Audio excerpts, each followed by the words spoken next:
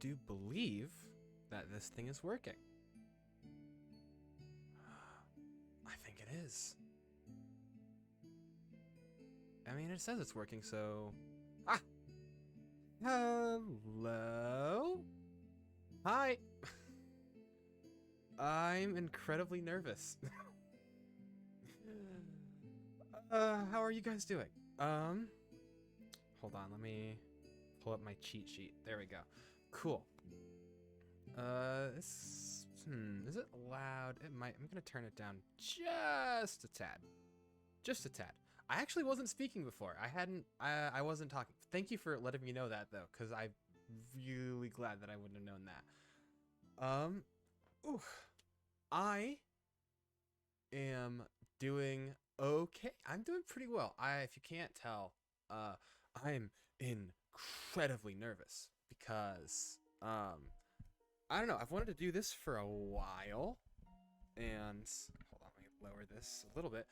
I've wanted to do this for a hot while, and I don't know. It's just kind of like nerve-wracking for me to do anything different ever.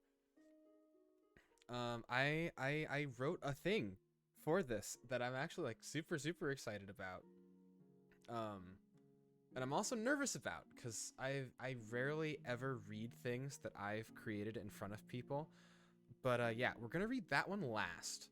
That'll be like the little at the end. It'll the thing that'll keep you going is the desire to hear the one that I made.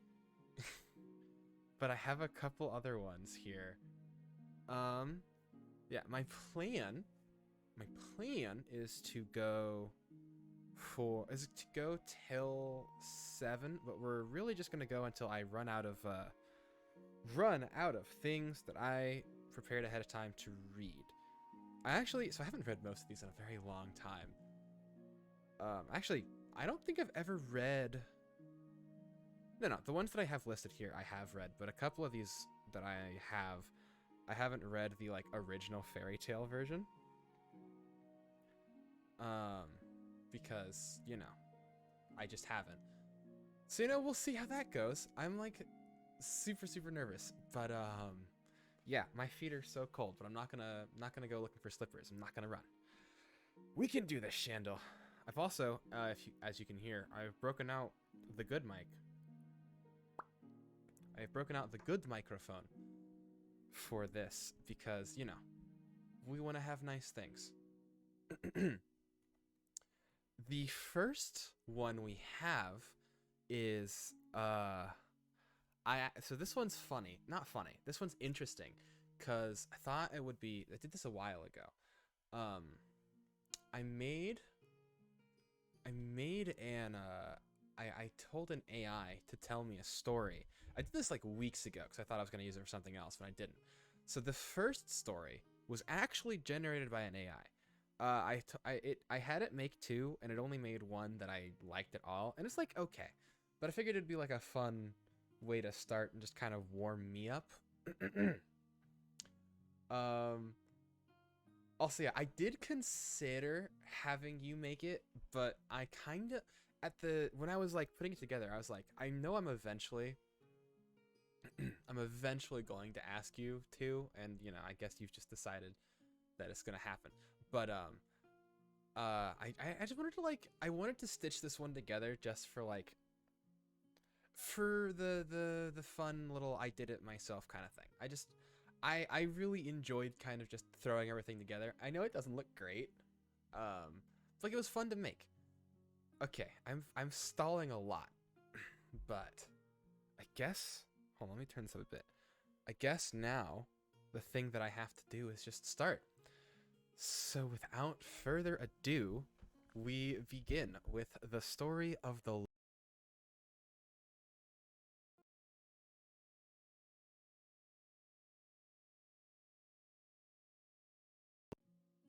That was a really funny moment for that to happen. Yeah, so it is definitely going to try and cut out on me, but I refuse to let it win. As I was saying, now we begin with the tale of the lonely dragon.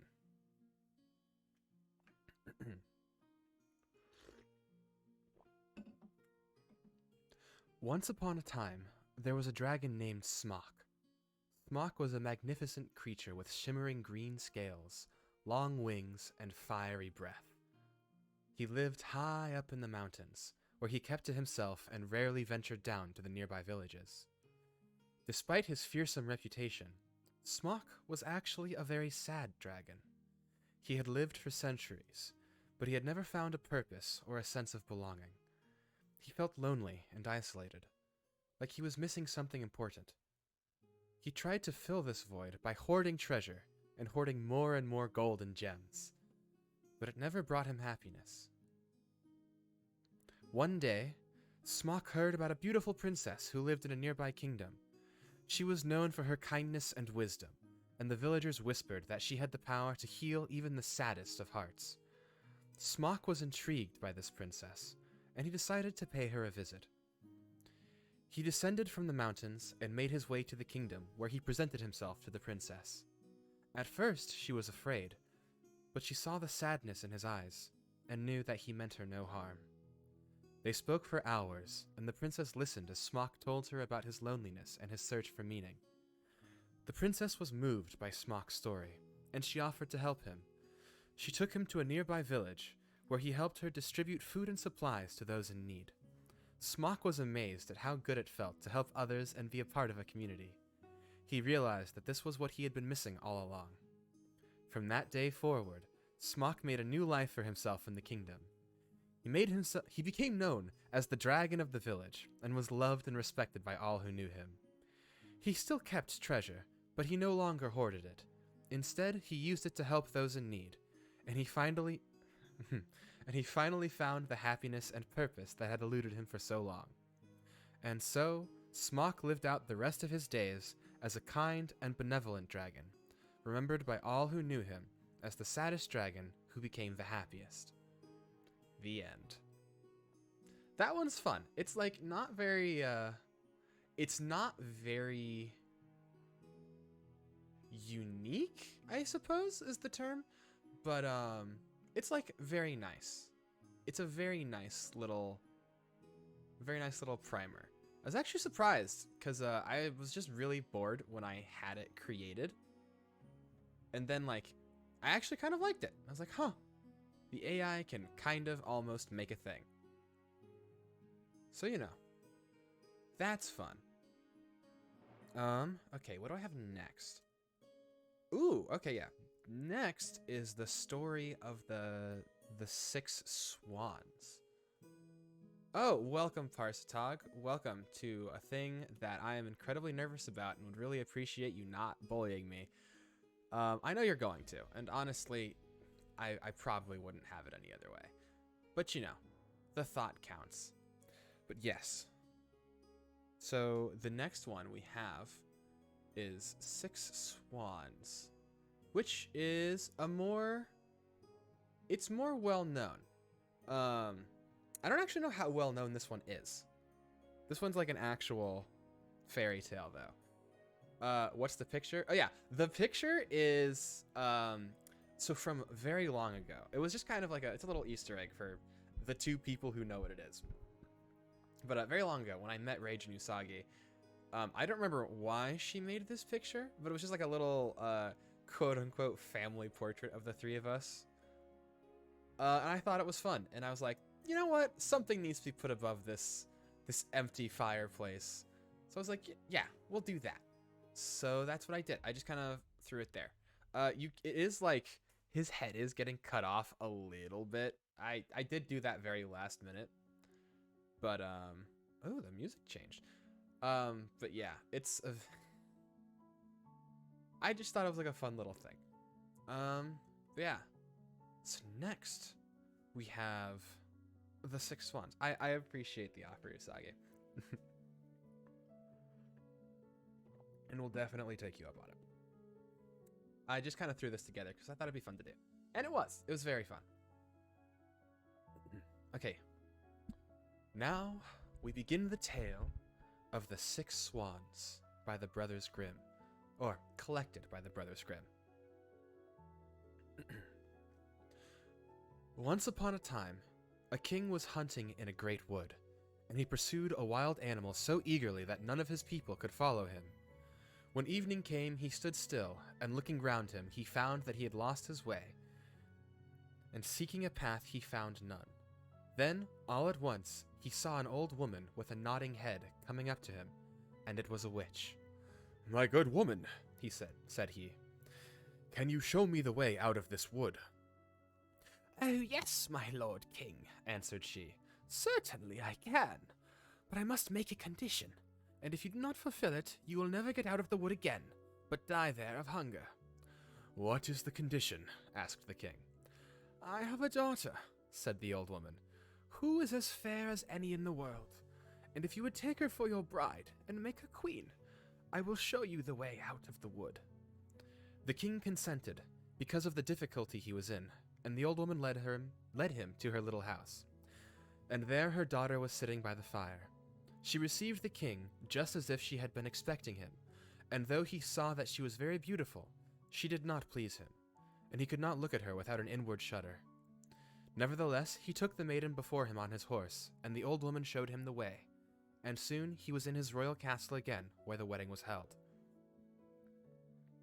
The king had been married before, and his first wife had left 7 children, 6 boys and 1 girl, whom he loved better than all the world, and as he was afraid the stepmother might not behave well to them, and perhaps would do them some mischief, he took them to a lonely castle standing in the middle of a wood. There they remained hidden, for the road to it was so hard to find that the king himself could not have found it, had it not been there for a clue of yarn, possessing wonderful properties, that a wise woman had given him long ago. When he threw it before him, it unrolled itself and showed him the way. And the king went so often to see his dear children that the queen was displeased with his absence, and she became curious and wanted to know what he went out to the wood for so often alone. She bribed his servants with much money, and they showed her the secret, and told her of the clue of yarn, which alone could point out the way. Then she gave herself no rest till she had found out where the king kept the clue, and then she made some little white silk shirts and sewed a charm in each, as she had learned witchcraft of her mother. And once when the king had ridden to the hunt, she took the little shirts and went into the wood, and the clue of yarn showed her the way. The children, seeing someone in the distance, thought it was their dear father coming to see them, and came jumping for joy to meet him. Then the wicked queen threw over each one of the little shirts. As soon as the shirts touched their bodies, they were changed into swans, and flew away through the wood. So the queen went home, very pleased to think she had got rid of her stepchildren. But the maiden had not run out with her brothers, and so the queen knew nothing about her. The next day, the king went to see his children, but he found nobody but his daughter. "Where are thy brothers?" asked the king. "Oh, dear father," answered she, "they are gone away and have left me behind." And then she told him how she had seen from her window her brothers in the guise of swans fly away through the wood, and she showed him the feathers which they had let fall in the courtyard, and which she had picked up. The king was much grieved, but he never dreamt that it was the queen who had done this wicked deed, and as he feared lest the maiden also should be stolen away from him, he wished to take her away, but she was afraid of the stepmother, and begged the king to let her remain one more night in the castle in the wood. Then she said to herself, I must stay here no longer, but go and seek for my brothers." And when the night came, she fled away and went straight into the wood. She went on all that night and the next day, until she could go no longer for weariness. At last she saw a rude hut, and went in and found a room with 6 little beds in it. She did not dare to lie down in one, but she crept under one and lay on the hard boards and wished for night. When it was near time of the sun setting, she heard a rustling sound, and saw 6 swans come flying in the window. They alighted on the ground and flew at one another until they had blown all their feathers off, and then they stripped off their swanskin as if it had been a shirt, and the maiden looked at them and knew them for her brothers, and was very glad, and crept from under the bed. The brothers were not less glad when their sister appeared, but their joy did not last long. "You must not stay here," they said to her. "This is a robber's haunt, and if they come to find you here, they would kill you." "And you cannot defend me?" asked the little sister. "No," answered they, "for we can only get rid of our swanskins about, and keep our human shape every evening for a quarter of an hour. But after that, we must be changed again into swans." Their sister wept at hearing this, and said, "Can nothing be done to set you free?" "Oh no," answered they. "The work would be too hard for you. For 6 whole years you would be obliged never to speak or laugh, and make during that time 6 little shirts out of aster flowers. If you were to let fall a single word before the word was ended, all work would be of no good." And just as the brothers had finished telling her this, the quarter of an hour came to an end, and they changed into swans and flew out the window. But the maiden made up her mind to set her brothers free, even though it should cost her life. She left the hut, and going into the middle of the wood, climbed a tree, and there passed the night. The next morning she set to work and gathered asters, and began sewing them together. As for speaking, there was no one to speak to, and as for laughing, she had no mind to it. So she sat on and looked at nothing but her work. When she had been going on like this for a long time, it happened that the king of that country went a-hunting in the wood, and some of his huntsmen came up to the tree in which she sat. They called out to her, saying, "Who art thou?" But she gave no answer. "Come down," cried they, "we will do thee no harm." But she only shook her head, and when they tormented her further with questions, she threw down to them her gold necklace, hoping they would be content with that. But they would not leave off, so she threw down to them her girdle, and when that was no good, her garters, and one after another, everything she had on and could possibly spare, until she had nothing left but her smock. But all was no good. The huntsman would not be put off any longer, and they climbed the tree, carried the maiden off, and brought her to the king. The king asked, "Who art thou? What wert thou doing in the tree?" But she answered nothing. He spoke to her in all the languages he knew, but she remained dumb. But being very beautiful, the king inclined to her, and he felt a great love rise up in his heart. And casting his mantle round her, he put her before him on his horse and brought her to his castle. Then he caused rich clothing to be put upon her, and her beauty shone as bright as the morning, but no word would she utter. He seated her by his side at table, and her modesty and gentle mind so pleased him that he said, "This maiden I choose for wife, and no other in all the world." And accordingly, after a few days, they were married. But the king had a wicked mother, who was displeased with the marriage, and spoke ill of the young queen. "Who knows where the maid can come from?" she said, "and not able to speak a word. She is not worthy of a king." After a year had passed, and the queen brought her first child into the world, the old woman carried it away, and marked the queen's mouth with blood as she lay sweeping. Then she went to the king and declared that his wife was an eater of human flesh. The king would not believe such a thing, and ordered that no one should do her any harm. And the queen went on quietly sewing the shirts and caring for nothing else. The next time that a fine boy was born, the wicked stepmother used the same deceit, but the king would give no credence to her words, for he said, "She is too tender and good to do any such thing, and if only she were not dumb and could justify herself, then her innocence would be as clear as day." When for the 3rd time the old woman stole away the newborn child and accused the queen, who was unable to say a word in her defense, the king could do no other but give her up to justice, and she was sentenced to suffer death by fire. The day on which her sentence was to be carried out was the very last one of her 6 years, during which she had neither spoken nor laughed, to free her dear brothers from the evil spell. The 6 shirts were ready, all except one which wanted the left sleeve, and when she was led to the pile of wood, she carried the 6 shirts on her arm, and when she mounted the pile and the fire was about to be kindled, all at once she cried out aloud, for there were 6 swans coming flying through the air, and she saw that her deliverance was near, and her heart beat for joy. The swans came close up to her with rushing wings, and stooped around her, so that she could throw the shirts over them. And when that had been done, the swanskins fell off of them, and her brothers stood before her in their own bodies quite safe and sound. But as one shirt wanted the left sleeve, so the youngest brother had a swan's wing instead of a left arm. They embraced and kissed each other, and the queen went up to the king, who looked on full of astonishment, and began to speak to him and say, "Dearest husband, now I may dare to speak and tell you that I am innocent, and have been falsely accused." And she related to him the treachery of the stepmother, who had taken away the 3 children and hidden them, and she was reconciled to the king with great joy, and the wicked stepmother was bound to the stake on the pile of wood and burnt to ashes. And the king and queen lived many years with her 6 brothers in peace and joy. Whew. I remember this one from a very long time ago. I think Either my mother or my aunt had read this to me. She read it to me and my brothers. I think it was my aunt. But yeah, this one, a lot, like, darker than I remember it being. But I don't remember it being particularly not. Most fairy tales are kind of dark. That's just kind of how they go. Which is, unfortunate. But this one had a nice ending. What are like fairy tales that you all know? Just out of curiosity. My hands are so cold. Out of curiosity, and to give me a second to write the next one in. Believe the next one is yes, the next one is Little Red Riding Hood, which is a classic. It's one of my favorites. Excuse me. Ugh. I don't know anybody who has a particular dislike for Little Red Riding Hood.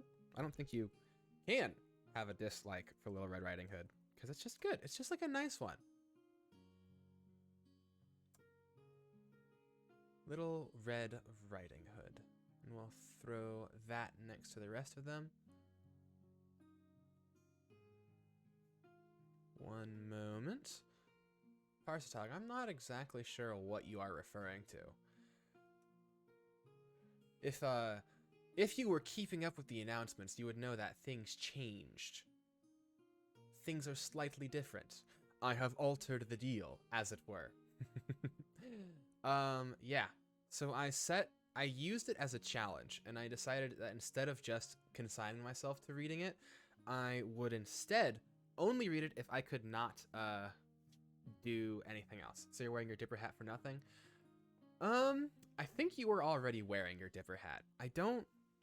I somehow do not think that my choice would have affected that at all.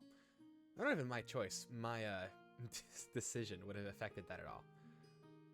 But maybe I'm wrong. Maybe you specifically only wore it because of that, and then you didn't tell me anything. But yes. Now we begin. Actually, hold on. I'm going to take some more water. You're wearing the Luigi one before the stream? Really? Wow. Well, perhaps there's a way to convince me to read part of it, because I'm not going to read all of it. I would rather die. I would honestly almost rather die than read any of it. But, I am willing to hear you out if you would like to attempt to convince me to do it. So keep that in your back pocket for once we get to the end of the other prepared Tales of Wonder.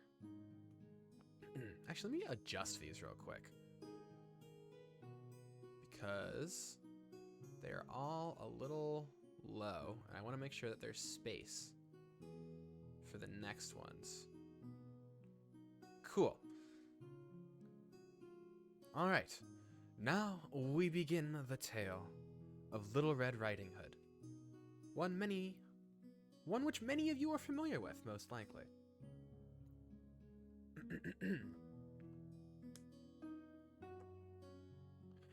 Once upon a time, there was a dear little girl who was loved by everyone who looked at her, but most of all by her grandmother, and there was nothing that she would not have given to the child.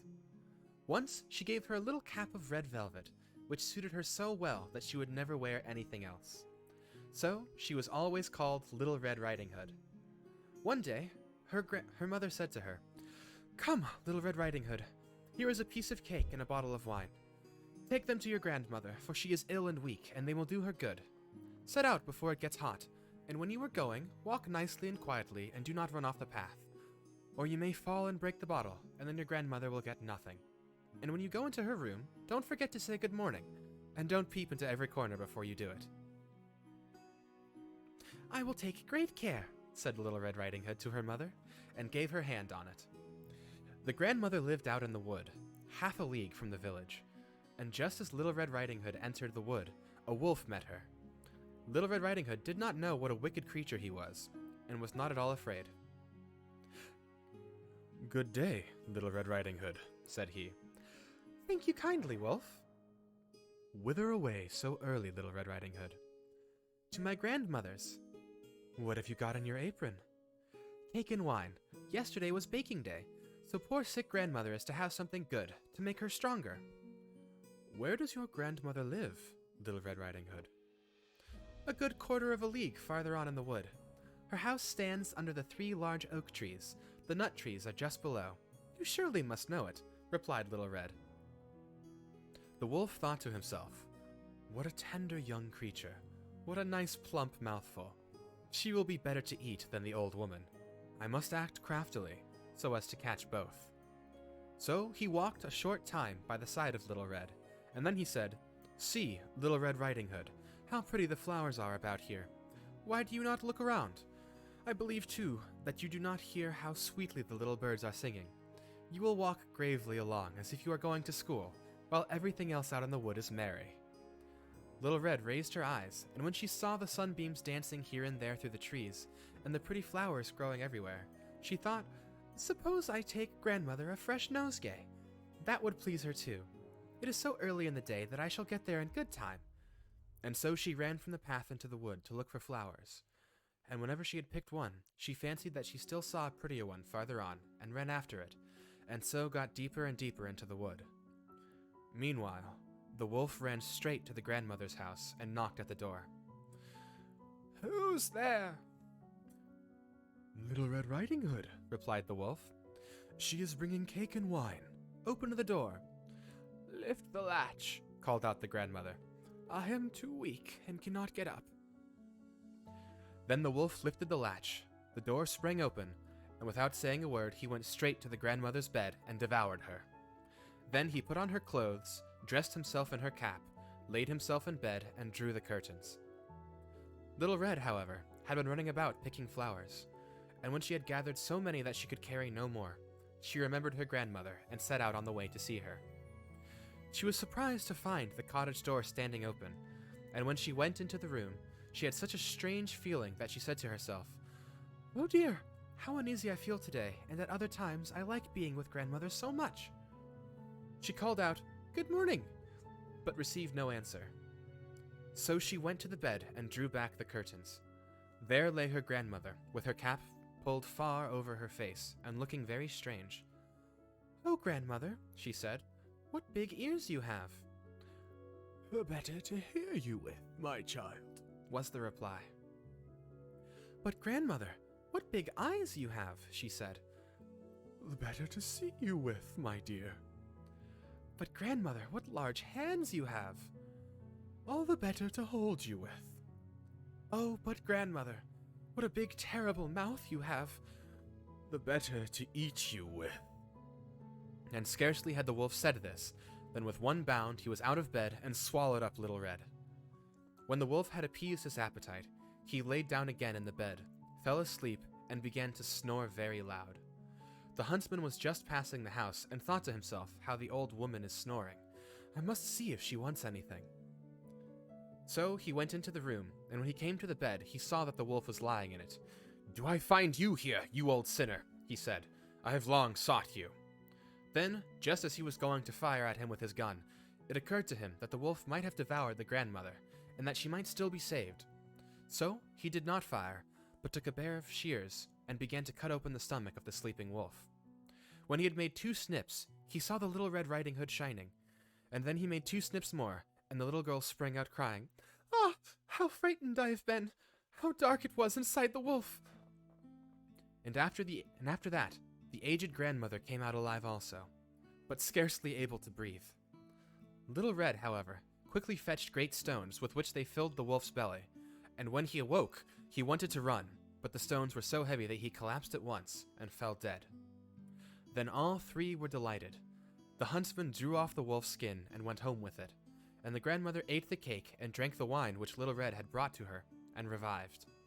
But Little Red Riding Hood thought to herself, As long as I live, I will never by myself leave the path to run into the wood when my mother has forbidden me to do so. It is also related that once when Little Red Riding Hood was again taking cakes to the old grandmother, another wolf spoke to her and tried to entice her from the path. Little Red, however, was on her guard, and went straight forward on her way, and told her grandmother that she had met the wolf, and that he had said good morning to her, but with such a wicked look in his eyes that if they had not been on the public road, she was certain he would have eaten her up. "Well," said the grandmother, "we will shut the door, that he may not come in." Soon afterwards, the wolf knocked, and cried, "Open the door, grandmother. I am Little Red Riding Hood, and am bringing you some cakes." But they did not speak, or open the door. So the graybeard stole twice or thrice round the house, and at last jumped on the roof, intending to wait until Little Red went home, and then to steal after her and devour her in the darkness. But the grandmother saw what was in his thoughts. In front of the house was a great stone trough. So she said to the child, "Take the pail, Little Red Riding Hood. I made some sausages yesterday, so carry the water in which I boiled them to the trough." Little Red Riding Hood carried until the great trough was quite full. Then the smell of sausages reached the wolf, and he sniffed and peeped down, and at last stretched out his neck so far that he could no longer keep his footing and began to slip, and slipped down from the roof straight into the great trough and was drowned. But Little Red Riding Hood went joyously home, and no one ever did anything to harm her again. The end. Oof, I don't know why I'm so... Hold on, I'm gonna get my slippers. I'm so cold. Yeah, Little Red Riding Hood is a great one. Yeah, I figured it would be different than you remembered, Parsatog. I read this one ahead of time a little bit ago. And yeah, it is different than the way we remember. But, it actually wasn't really different from how I remembered it. Because I remembered the one that our aunt told us, which was out of the old Book of Tales, which was actually very similar to this. It didn't have the second wolf. The second wolf was the new one that I didn't know there were two wolves. But yeah, there were two. Actually, is it really that different, Parsatog, from how you remember it? Are you just thinking of Hoodwinked? Is that it? Yes, unfortunately, there are no psychotic would-be entrepreneur rabbits in this one. Kind of want to watch Hoodwinked now. I have really been wanting to watch Hoodwinked recently. I don't know why. I just really do. It just would be so fun. Okay, give me one moment. My hands are cold. Actually, that's a good question. How many of you all have seen Hoodwinked? Because Hoodwinked is excellent and should be seen by everybody. Yeah, Hoodwinked is wonderful. Ugh, my hand is so cold. My room isn't even particularly cold. I just, am losing circulation in my hand. I think it's because I'm nervous, to be fully honest. I think I get, really cold when I'm nervous. And when I get cold, my hands are the first thing to go. First thing to go. You don't really remember what you thought it was like? Just know it was different? Yeah, and that's kind of like a... I've been watching this thing recently. It's like a D&D campaign that's based off of fairy tales, and I was like, wow, there are a lot of differences in my memory of a lot of these tales and how they actually played out, which is kind of crazy, because they're really different. A lot of them are just very dark. Most of them are just very dark. I remember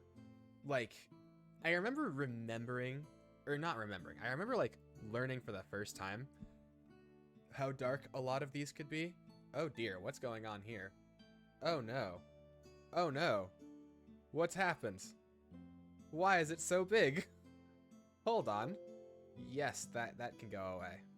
That wasn't supposed to happen. Let me just pull up. Let me try that again. But yeah, a lot of fairy tales are just a lot darker than you remember.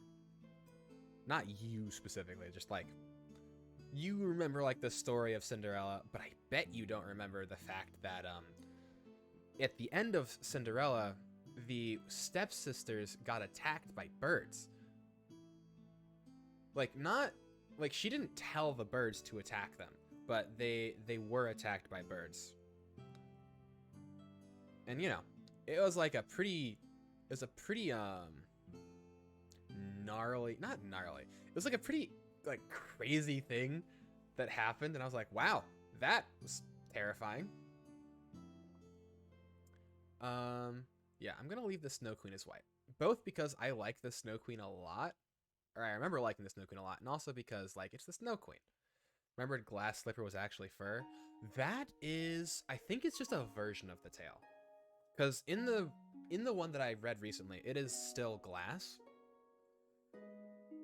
Like in the Brothers Grimm collection, it is glass, but there is a version of it where it was fur. I think that one's more Germanic. I guess these are all kind of Germanic. These are all actually very explicitly Germanic.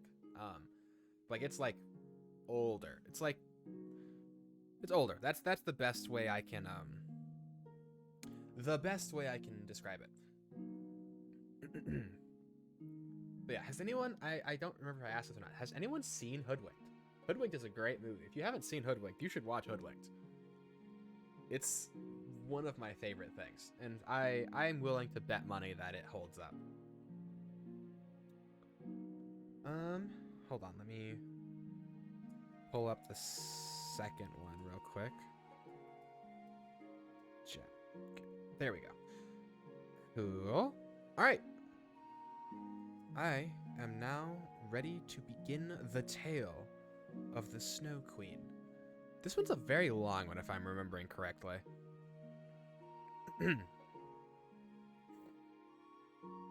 There it is. Ooh, do I want to give this one its own music? Hold on, let me see if... Let me see... I want to see something. Because I was using different music earlier, but I want to see if this one fits the Snow Queen more. Nope! Ew. Gross. No, stop it. Shut up. Silence! Okay, we're not going to do that again. We're just going to stick with the music we have on. Well, now that that happened, let us begin the tale of the Snow Queen. But to tell the tale of the Snow Queen, we must first tell the tale of the wizard's mirror. Once there was an evil wizard who made a mirror with his dark magic. If anything good or beautiful was put in front of the mirror, the reflection that showed back was only rotten and gray. Wait, what? Hold on. This is incorrect. I thought something was weird. This is the wrong one. It wasn't a wizard. It was a demon. Hold on. This cannot be allowed to stand. This cannot be allowed. I'm so sorry. I almost told the wrong version of this story. Can't believe it. Can't believe it.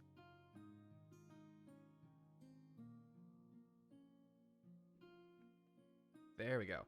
Wow. This one's so long. Okay. Anyway.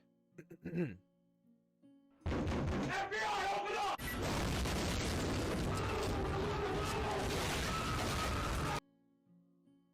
Really?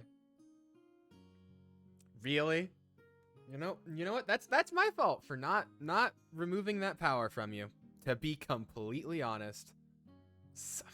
Don't get out of here with your heart bunny. This will not be forgiven. You come into my calm story time and you call the FBI on me? I say thee nay. I say thee no. Just know, I shall remember this grievance. I shall remember this injustice, and it shall be answered in kind. So, be afraid. Vengeance is coming. Anyway, back onto what we were supposed to be doing. And I found the correct one, which is the Hans Christian Andersen one. And it's longer than I remembered it being, but it's not too long. So, without further ado, let us begin the tale of the Snow Queen. But first, let us begin the tale which treats of a mirror and of the splinters.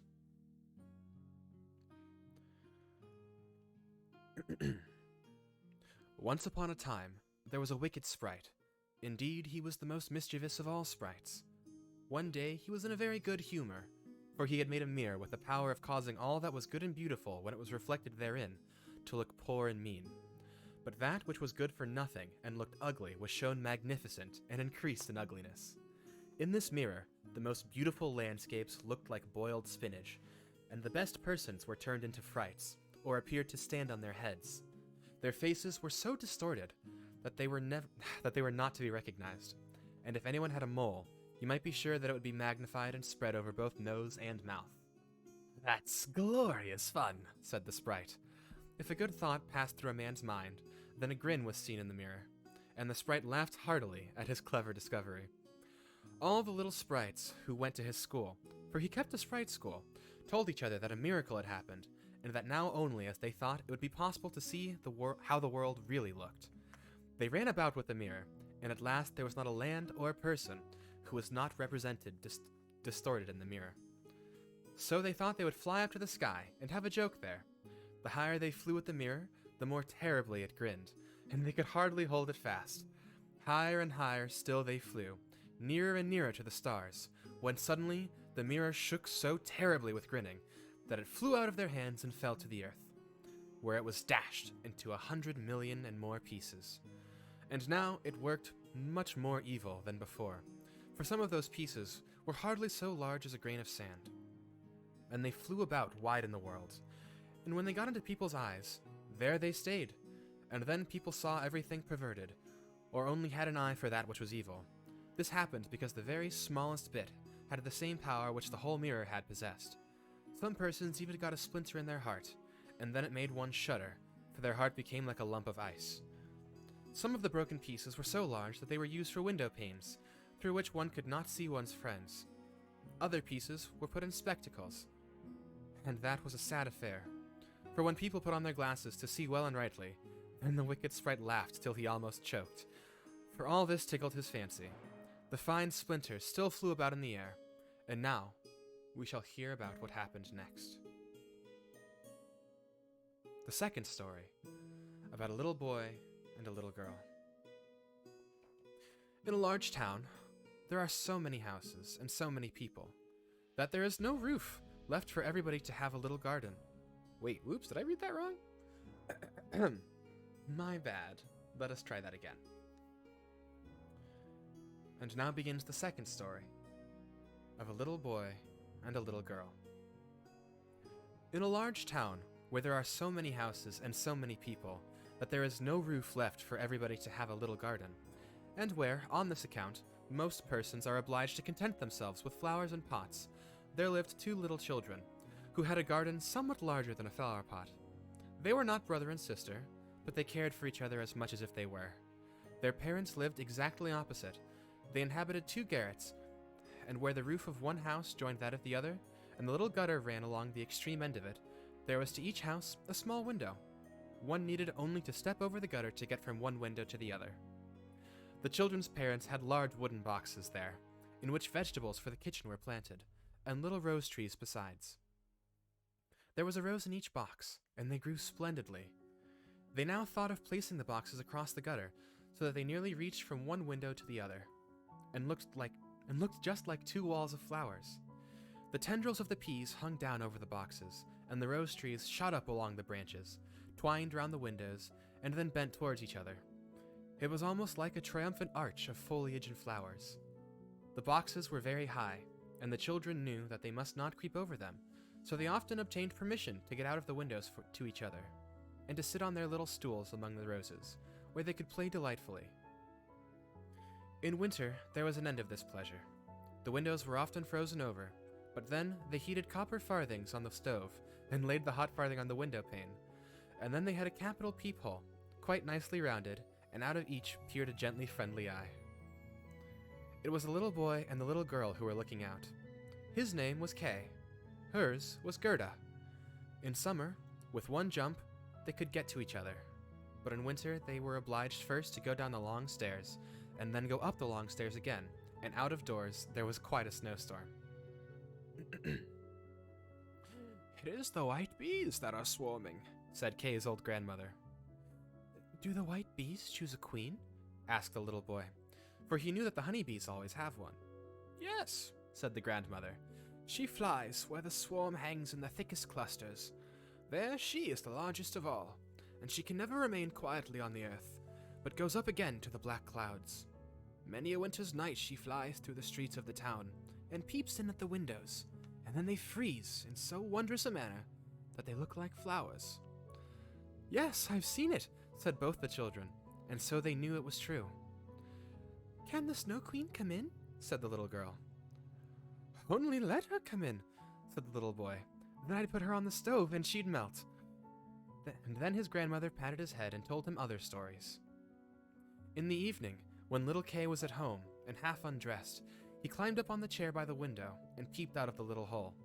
A few snowflakes were falling, and one, the largest of all, remained lying on the edge of a flower pot.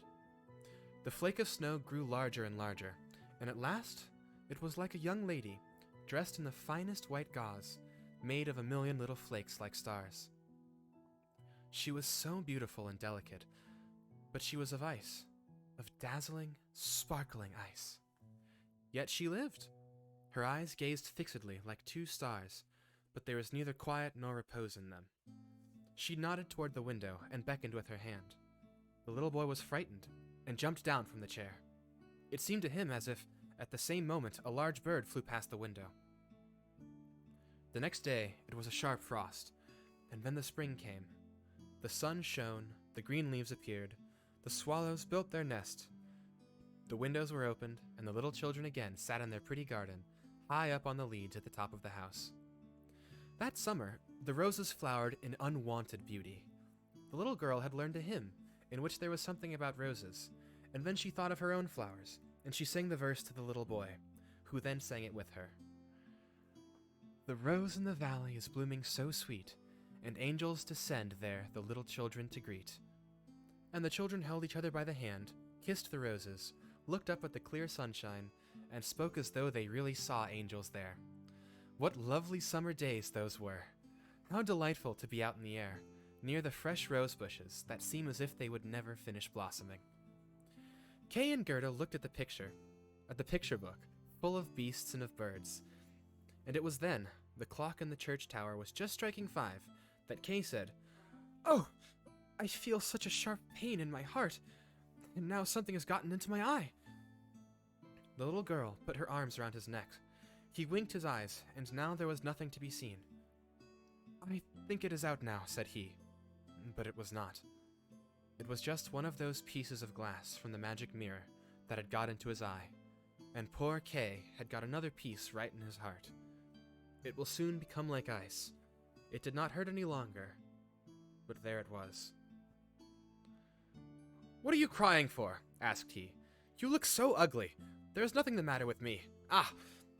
And said he at once, "That rose is cankered. And look, this one is quite crooked. After all, these roses are very ugly. They're just like the box they are planted in." And then he gave the box a good kick with his foot, and pulled both the roses up. "What are you doing?" cried the little girl.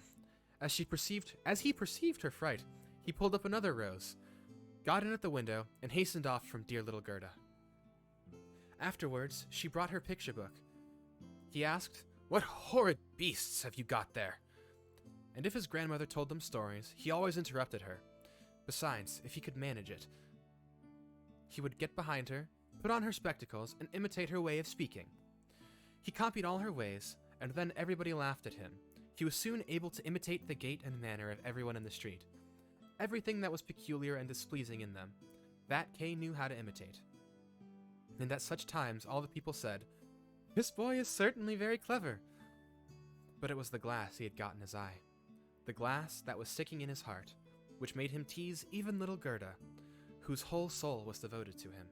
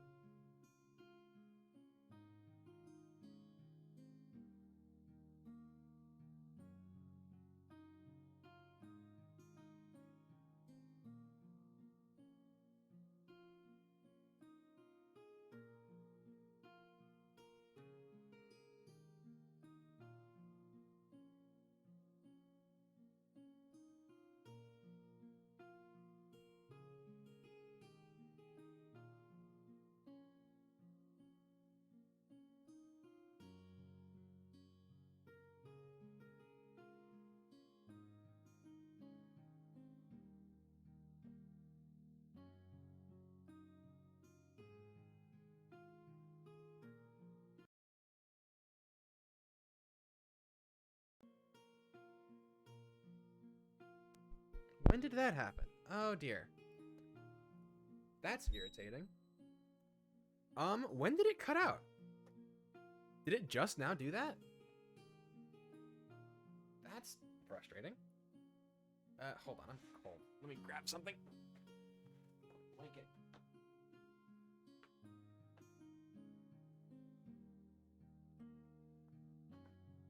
Ugh. That's unfortunate. Just came back and I was muted. That's really unfortunate. Yeah. Well, nothing for it than to continue, I suppose. I suppose I'll just start this chapter over.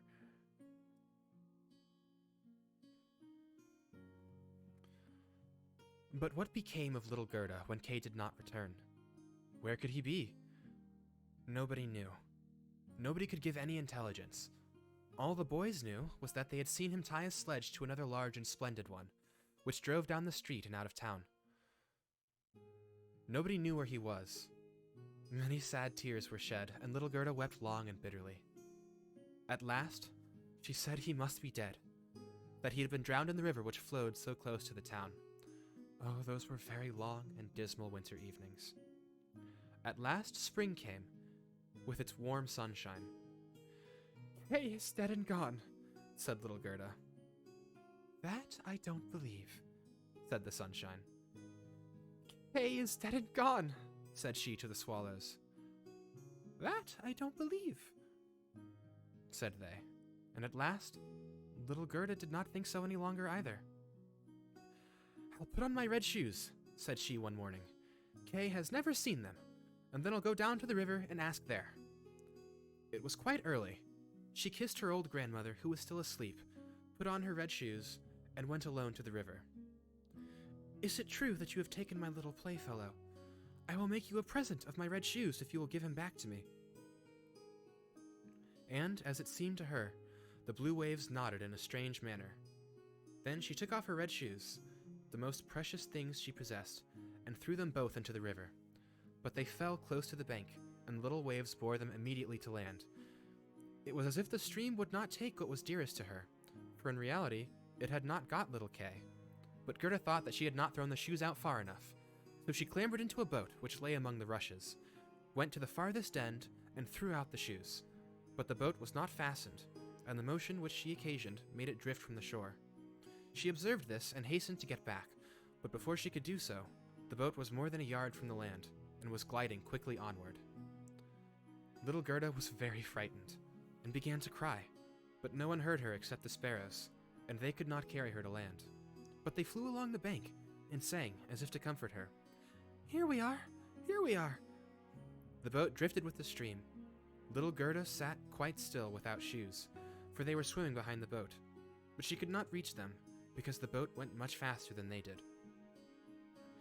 The banks on both sides were beautiful, full of lovely flowers, venerable trees, and slopes with sheep and cows, but not a human being was to be seen. "Perhaps the river will carry me to Kay," said she, and she grew less sad. She rose and looked for many hours at the beautiful green banks. Presently, she sailed by a large cherry orchard, where was a little cottage with curious red and blue windows. It was thatched, and before it 2 wooden soldiers stood sentry, and presented arms when anyone went past. Gerda called to them, for she thought they were alive, but they, of course, did not answer. She came close to them, for the stream drifted the boat quite near the land. Gerda called still louder, and an old woman then came out of the cottage, leaning upon a crooked stick. She had a large, broad-rimmed hat on, painted with the most splendid flowers. "Poor little child," said the old woman. "How did you get upon the large rapid river to be driven about so in the wide world?" And then the old woman went into the water, caught hold of the boat with her crooked stick, and drew it to the bank. Gerda was so glad to be on dry land again, but she was afraid of the strange old woman. "But come and tell me who you are and how you came to be here," said she. And Gerda told her all, and the old woman shook her head. Ahem, ah. And when Gerda had told her everything, and asked her if she had not seen little Kay, the woman answered that he had not passed there, but he no doubt would come, and she told her not to be cast down, but taste her cherries and look at her flowers, which were finer than any in a picture book, each of which could tell a whole story. She then took Gerda by the hand, led her into the little cottage, and locked the door. The windows were very high up. The glass was red, blue, and green, and the sunlight shone through the window quite wondrously, in all sorts of colors. On the table stood the most exquisite cherries, and Gerda ate as many as she chose, for she had permission to do so. While she was eating, the old woman combed her hair with a golden comb, and her hair curled and shone with a lovely golden color around that sweet little face, which was so round and so like a rose. "I have often longed for such a dear little girl," said the old woman. "Now you shall see how well we agree together." And while she combed little Gerda's hair, the child forgot her foster brother Kay more and more, for the old woman understood magic, but she was no evil being, and she only practiced witchcraft a little for her own private amusement, and now she wanted very much to keep little Gerda. She therefore went out into the garden, stretched out her crooked stick towards the rose bushes, which, beautifully as they were blowing, all sank to the earth, and no one could tell where they had stood. The old woman feared that if Gerda should see the roses, she would then think of her own, would remember little Kay, and run away from her. She now led little Gerda into the flower garden. Oh, what odor and what loveliness was there! Every flower that one could think of, and every season, stood there in fullest bloom. No picture book could be gayer or more beautiful. Gerda jumped for joy and played till the sun set behind the tall cherry tree. She then had a pretty bed with a red silken coverlet filled with blue violets. She fell asleep and had as pleasant dreams as had ever a queen on her wedding day. The next morning, she went to play with the flowers in the warm sunshine again, and thus passed away a day. Gerda knew every flower, and numerous as they were, it still seemed to Gerda that one was wanting, though she did not know which. One day, while she was looking at the hat of the old woman painted with flowers, the most beautiful of them all seemed to be a rose. The old woman had forgotten to take it from her hat when she made the others vanish in the earth. But so it is when one's thoughts are not collected. "What?" said Gerda. "Are there no roses here?" And she ran about amongst the flower beds and looked, but there was not one to be found. Then she sat down and wept, but her hot tears fell just where a rose bush had sunk. And when her warm tears watered the ground, the tree shot up, suddenly as fresh and blooming as when it had been swallowed up. Gerda kissed the roses, thought of her own dear roses at home, and with them of little Kay. "Oh, how long have I stayed?" said the little girl. "I intended to look for Kay. Don't you know where she is?" she asked of the roses. "Do you think he is dead and gone?" "Dead he is certainly not," said the roses. "We have been in the earth where all the dead are, but Kay was not there." "Many thanks," little Gerda said, and she went to the other flowers and looked into their cups and asked, "Don't you know where little Kay is?" But every flower stood in the sunshine and dreamed its own fairy tale or its own story, and they all told her very many things, but no one knew anything of Kay. Well, what did the tiger lily say? "Hearest thou not the drum, bum-bum? Those are the only two tones, always, bum-bum. Hark to the plaintive song of the old woman, to the call of the priests. The Hindu woman in her long robe stands upon the funeral pile. The flames rise around her, and her dead husband. But the Hindu woman thinks on the living one, in the surrounding circle, on him whose eyes burn hotter than the flames on him, the fire of whose eyes pierce her heart more than the flames which will soon burn her body to ashes. Can the heart's flame die in the flame of the funeral pile?" "I don't understand that at all," said little Gerda. "That is my story," said the tiger lily. What did the convolvulus say? "Projecting over a narrow mountain path, there hangs an old feudal castle. Thick evergreens grow on the dilapidated walls, and around the altar, where a lovely maiden is standing. She bends over the railing and looks out upon the rose. No fresher rose hangs on the branches than she. No apple blossom carried away by the wind is more buoyant. How her silken robe is rustling. Is ye not yet come?" "Is it Kay that you mean?" asked little Gerda. "I am speaking about my story, about my dream," answered the convolvulus. "And what did the snowdrop say?" Between the trees, a long board is hanging. It is a swing. 2 little girls are sitting on it, and swing themselves backwards and forwards. Their frocks are as white as snow, and long green silk ribbons flutter from their bonnets. Their brother, who is older than they are, stands up in the swing. He twines his arms around the cords to hold himself fast, for in one hand he has a little cup, and in the other a clay pipe. He is blowing soap bubbles. The swing moves and the bubbles float in charming, changing colors. The last is still hanging to the end of the rope, and the rocks in the breeze. The swing moves.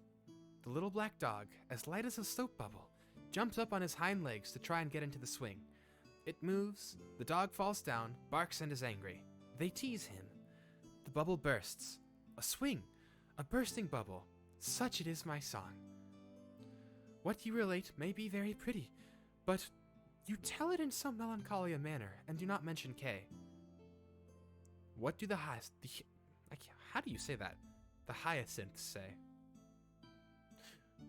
There was once upon a time 3 sisters, quite transparent and very beautiful. The robe of the one was red, that of the second blue, and that of the third white. They danced hand in hand beside the calm lake in the clear moonshine. They were not elfin maidens, but mortal children. A sweet fragrance was smelt, and the maidens vanished in the wood. The fragrance grew stronger. 3 coffins, and in them lay 3 lovely maidens, gilded out of the forest and across the lake. The shining glowworms flew around like little floating lights. Do the dancing maidens sleep, or are they dead? The odor of the flowers says they are corpses. The evening bell tolls for the dead. You make me quite sad, said little Gerda. I cannot help thinking of dead maidens. Oh, is little Kay really dead? The roses have been in the earth and they say no. Ding dong, said the hyacinth bells. We do not toll for little Kay. We do not know him. That is our way of singing, the only one we have.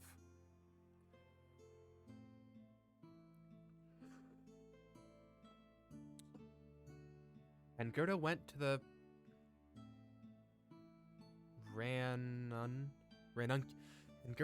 ranunculuses that looked forth from among the shining green leaves. You are a little bright sun, said Gerda. Tell me if you know where I can find my playfellow. And the ranunculus shone brightly, and looked again at Gerda. What song could the ranunculus sing? It was one that said nothing about Kay either. In a small court, the bright sun was shining in the first days of spring.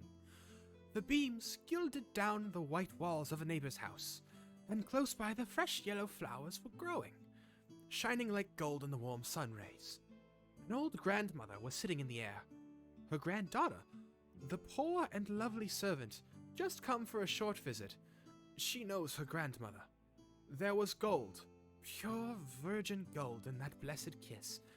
There, that is my little story, said the ranunculus. My poor grandmother, sighed Gerda. Yes, she is longing for me, no doubt. She is sorrowing for me, as she did for little Kay. But I will soon come home, and then I will bring Kay with me. It is of no use asking the flowers. They only know their own old rhymes, and can tell me nothing. And she tucked up her frock, to enable her to run quicker. But the narcissus gave her a knock on the leg, just as she was going to jump over it. So she stood still, looked at the long yellow flower, and asked, You perhaps know something. And she bent down to the narcissus. And what did it say? I can see myself. I can see myself. Oh, how arduous am I. Up in the little garret there stands, half-dressed, a little dancer. She stands now on one leg, now on both. She despises the whole world, yet lives only in imagination. She pours water out of the teapot over a piece of stuff which she holds in her hand. It is the bodice. Cleanliness is a fine thing. The white dress is hanging on the neck. It was washed in that teapot and dried on the roof. She puts it on, ties a saffron-colored kerchief round her neck, and then the gown looks with her. I can see myself. I can see myself. That's nothing to me, said little Gerda. That does not concern me. And then off she ran to the further end of the garden. The gate was locked, but she took the rusted bolt till it was loosened, and the gate opened, and little Gerda ran off barefooted into the wide world. She looked round her thrice, but no one followed her, and at last she could run no longer. She sat down on a large stone, and when she looked about her, she saw that the summer had passed. It was late in the autumn, but that one could not remark in the beautiful garden, where there was always sunshine, and where there were flowers the whole year round. Dear me, how long have I stayed? Said Gerda. Autumn is come. I must not rest any longer. Then she got up to go further. Oh, how tender her wearied little feet were. All around it looked so cold and raw. The long willow leaves were quite yellow, and the fog dripped from them like water. One leaf fell after the other. The soles only stood full of fruit, which set one's teeth on edge. Oh, how dark and how comfortless it was in this dreary world.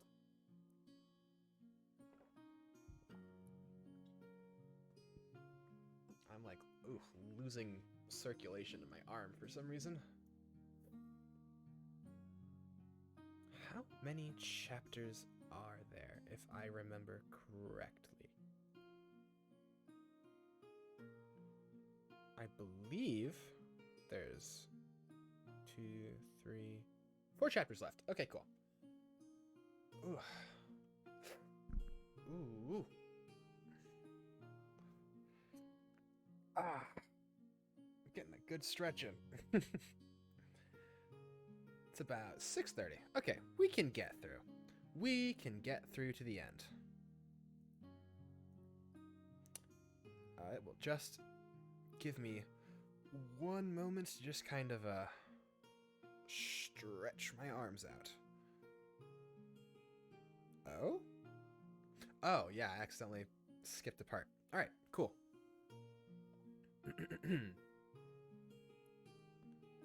The fourth story. The Prince and the Princess. Gerda was obliged to rest herself again, when, exactly opposite to her, a large raven came hopping over the white snow. He had long been looking at Gerda and shaking his head, and now he said, "Caw, caw, good day, good day." He could not say it better, but he felt a sympathy for the little girl, and asked her where it was she was going all alone. The word alone Gerda understood quite well, and felt how much was expressed by it. So she told the raven her whole history, and asked if he had not seen Kay. The raven nodded very gravely and said, "It may be, it may be." "What? Do you really think so?" cried the little girl, and she nearly squeezed the raven to death. So much did she kiss him. "Gently, gently," said the raven. "I think I know. I think that it may be little Kay, but now he has forgotten you for the princess." "Does he live with a princess?" asked Gerda. "Yes, listen," said the raven, "but it will be difficult for me to speak your language. If you understand the raven language, I can tell you better." "No, I have not learned it," said Gerda, "but my grandmother understands it, and she can speak gibberish too. I wish I had learnt it." "No matter," said the raven. "I will tell you as well as I can. However, it will be bad enough." And then he told all he knew. "In the kingdom where we now are, there lives a princess who is extraordinarily clever, for she has read all the papers in the whole world, and has forgotten them again, so clever she is. She was lately, it is said, sitting on her throne, which is not very amusing after all, when she began humming an old tune. And it was just, 'Oh, why should I not be married?' That song is not without its meaning," said she, and she was determined to marry. Ooh, hold on, my throat just absolutely caved in. I might have overestimated my stamina a bit.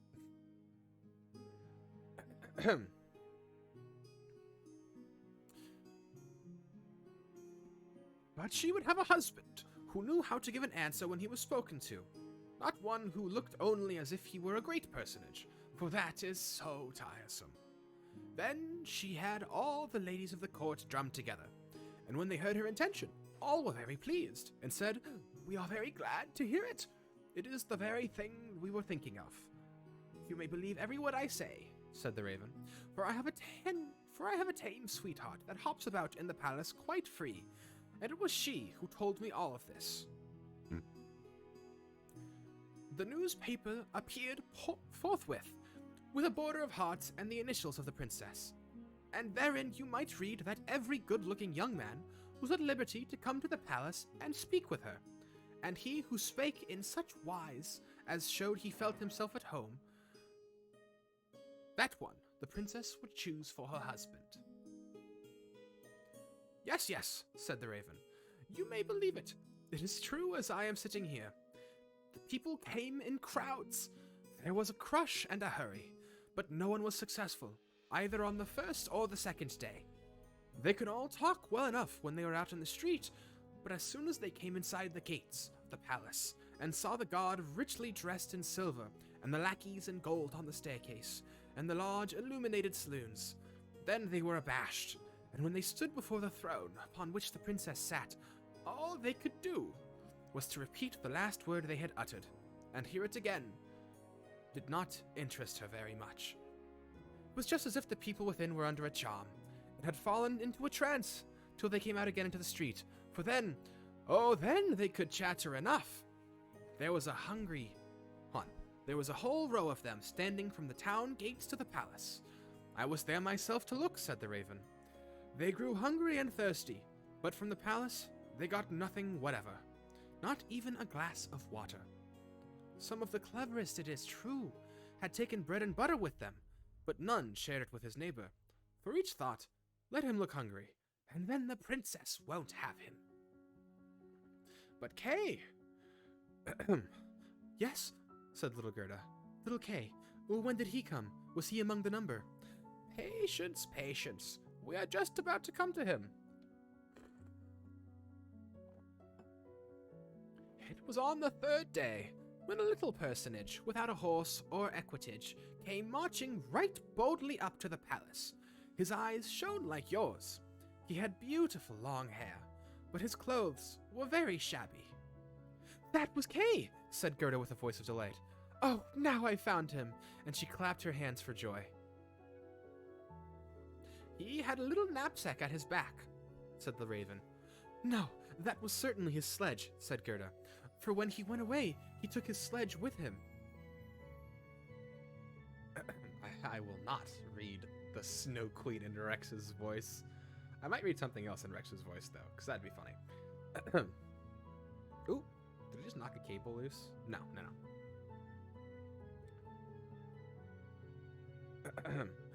That may be, said the raven. I did not examine him so minutely, but I know from my tame sweetheart that when he came into the courtyard of the palace and saw the bodyguard in silver and the lackeys on the staircase, he was not the least abashed. He nodded and said to them, "It must be very tiresome to stand on the stairs. For my part, I shall go in." The saloons were gleaming with lustries. Privy councillors and excellencies were walking about barefooted and wore on gold keys. I don't know what that means. It was enough to make anyone feel uncomfortable. His boots creaked too, so loudly, but still he was not at all afraid. That's Kay for certain, said Gerda. I know he had on new boots. I have heard them creaking in Grandma's room. Yes, they creaked, said the raven. And on he went boldly up to the princess, who was sitting on a pearl as large as a spinning wheel. And the ladies of her court, with their attendants and attendants' and all the cavaliers with their gentlemen and their gentlemen's gentlemen stood round, and the nearer they stood to the door, the prouder they looked. It was hardly possible to look at the gentleman's gentleman, so very haughtily did he stand in the doorway. It must have been terrible, said little Gerda. And did Kay get the princess? Were I not a raven, I should have taken the princess myself, although I am promised.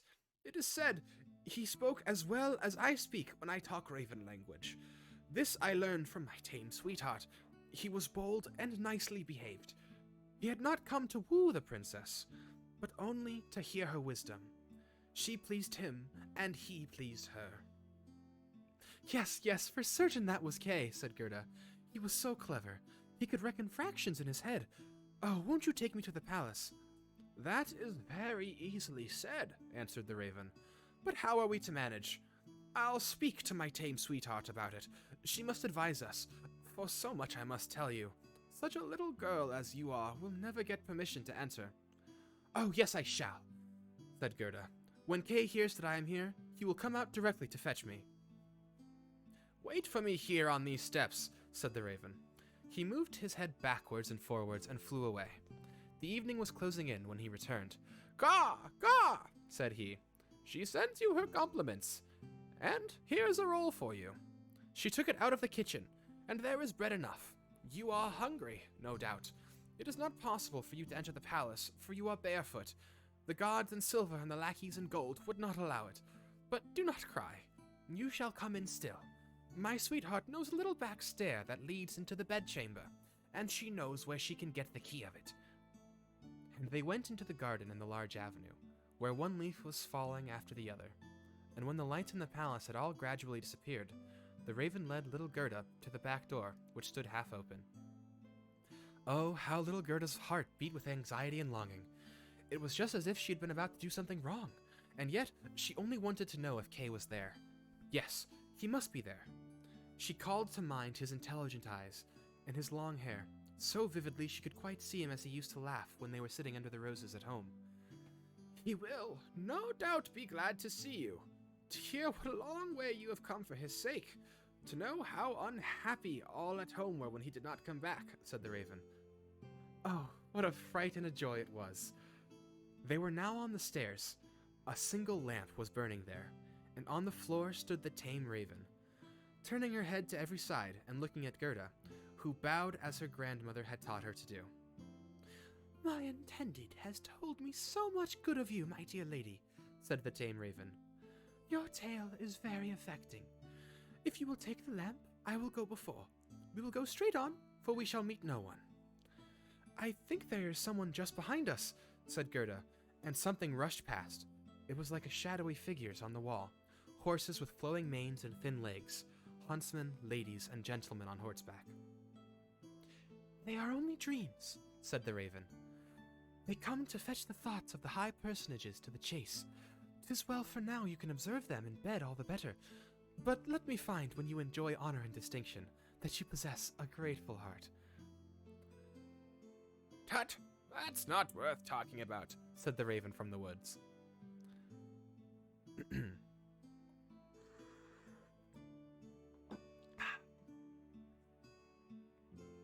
They now entered the first saloon, which was of rose-colored satin, with artificial flowers on the walls. Here the dreams were rushing past, but they hastened by so quickly that Gerda could not see the high personages. One hall was more magnificent than the other. One might indeed well be astonished and abashed. At last they came into the bedchamber. The ceiling of the room resembled a large palm tree, with leaves of glass, of costly glass, and in the middle, from a thick golden stem, hung 2 beds, each of which resembled a lily. One was white, and in this did lay the princess. The other was red, and it was here that Gerda was to look for little Kay. She bent back one of the red leaves, and saw a brown neck. Oh, that was Kay. She called him quite loud by name, held the lamp towards him. The dreams rushed back again into the chamber. He awoke, turned his head, and it was not little Kay. The prince was like him only about the neck, but he was young and handsome. And out of the white lily leaves the princess peeped too, and asked what was the matter. Then little Gerda cried, and told her whole history, and all that the ravens had done for her. "Poor little thing," said the prince and the princess. They praised the ravens very much, and told them they were not at all angry with them, but they were not to do so again. However, they should have a reward. Will you fly about here at liberty?" asked the princess. "Or would you like to have a fixed appointment as court ravens, with all the broken bits from the kitchen?" And both the ravens nodded, and begged for a fixed appointment, for they thought of their old age and said, "It is a good thing to have a provision for our old days."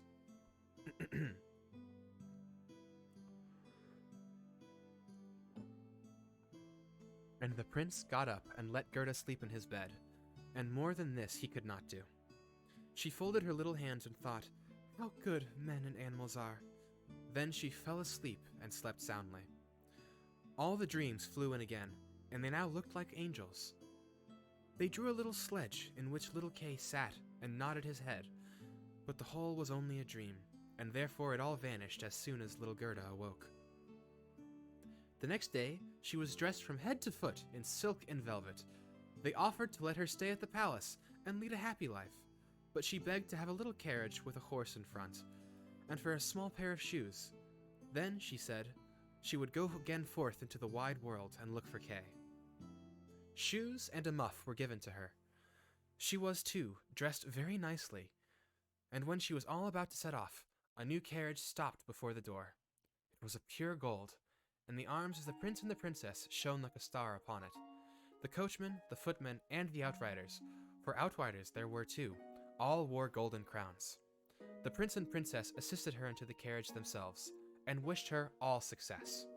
The Raven of the Woods, who was now married, accompanied her for the first 3 miles. He sat beside Gerda, for he could not bear riding backwards. The other raven stood in the doorway and flapped her wings. She could not accompany Gerda, because she suffered from headache since she had a fixed appointment and ate so much. The carriage was lined inside with sugar plums, and in the seats were fruits and gingerbread. "Farewell, farewell!" cried the prince and princess, and Gerda wept, and the raven wept. Thus passed the first miles, and then the raven bade her farewell, and this was the most painful separation of all. He flew into a tree and beat his black wings as long as he could see the carriage that shone from afar like a sunbeam.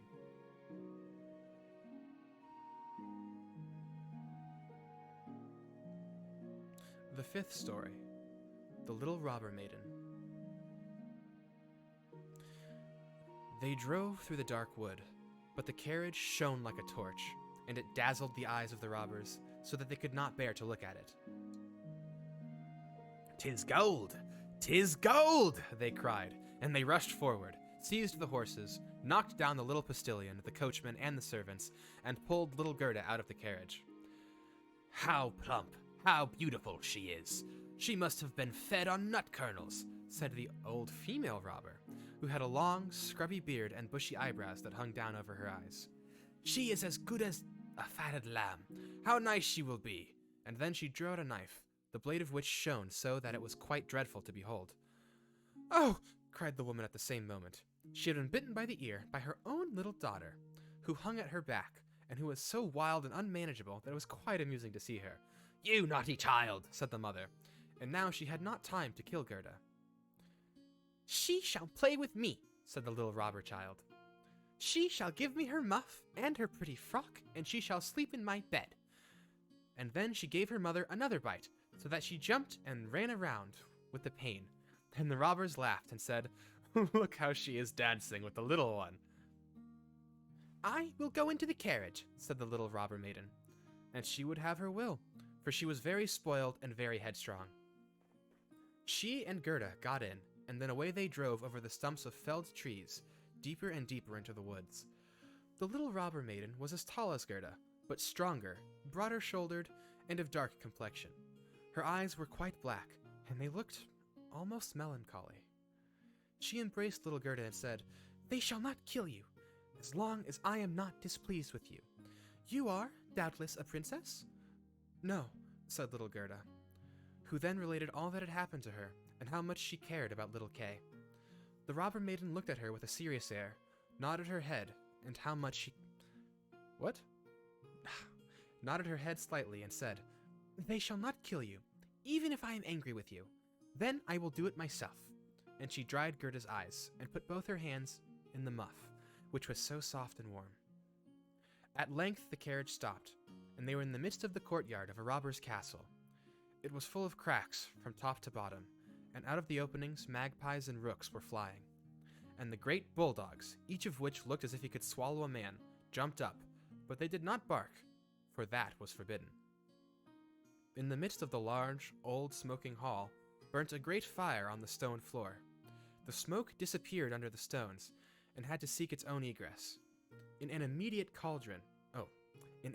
cauldron, soup was boiling, and rabbits and hares were being roasted on a spit. "You shall sleep with me tonight, with all my animals," said the little robber maiden. They had something to eat and drink, and then went into a corner, where straw and carpets were lying. Beside them, on laths and perches, sat nearly 100 pigeons, all asleep seemingly, but yet they moved a little when the robber maiden came. "They are all mine," she said, at the same time seizing one that was next to her by the legs and shaking it so that its wings fluttered. "Kiss it," cried the little girl, and flung the pigeon in Gerda's face.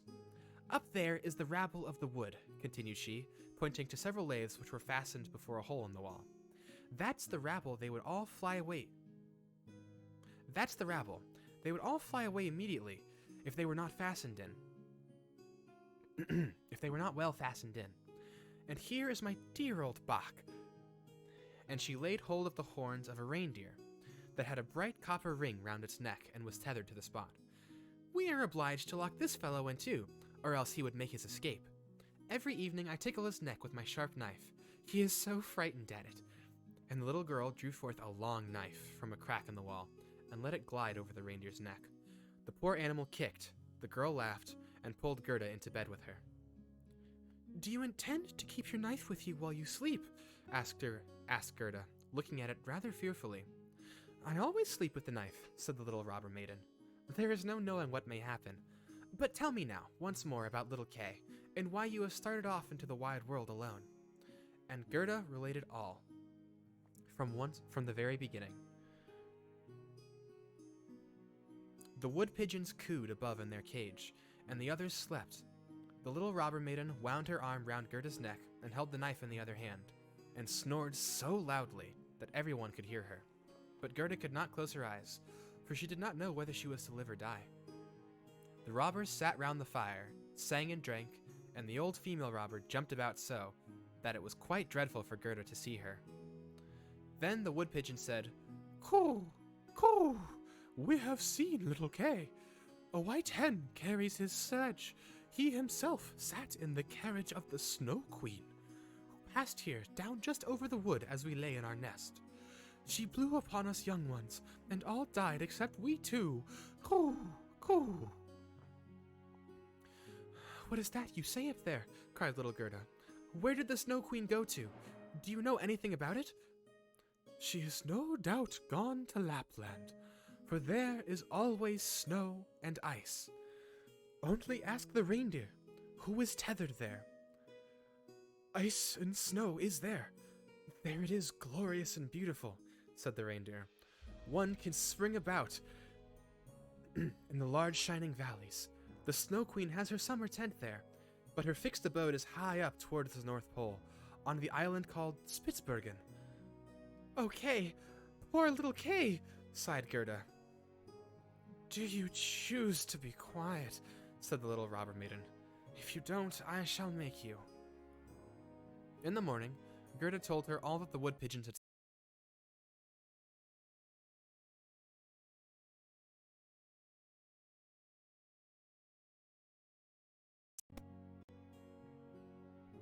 Gerda told her all that the wood pigeons had said, and the little maiden looked very serious. But she nodded her head and said, "That's no matter. That's no matter. Do you know where Lapland lies?" she asked of the reindeer. "Who should know better than I?" said the animal, and his eyes rolled in his head. "I was born and bred there. I leapt about on the fields of snow." "Listen," said the robber maiden to Gerda. "You see that the men are gone, but my mother is still here, and will remain. However, towards the morning she takes a draught out of the large flask, and then she sleeps a little. Then I will do something for you." She now jumped out of bed, flew to her mother with her arms round her neck, and, pulling her by the beard, said, "Good morrow, my own sweet nanny goat of a mother." And her mother took hold of her nose and pinched it till it was red and blue, but this was all done out of pure love. When the mother had taken a sup at her flask and was having a nap, the little robber maiden went to the reindeer and said, "I should very much like to give you still many a tickling with the sharp knife, for then you are so amusing. However, I will untether you and help you out, so that you may go back to Lapland.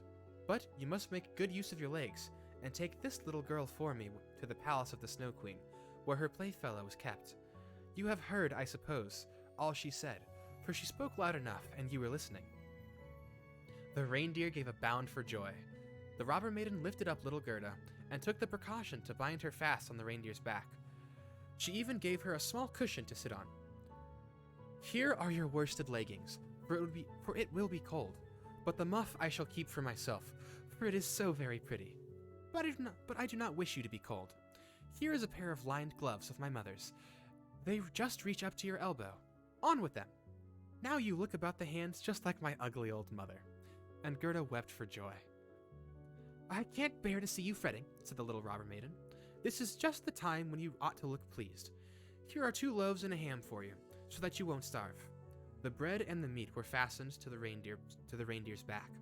The little maiden opened the door and called in all the dogs, and then with her knife cut the rope that fastened the animal, and said to him, "Now, off with you, but take good care of the little girl." And Gerda stretched out her hand with the large wadded gloves toward the robber maiden and said, "Farewell." Oop, I lost my place. And said, "Farewell."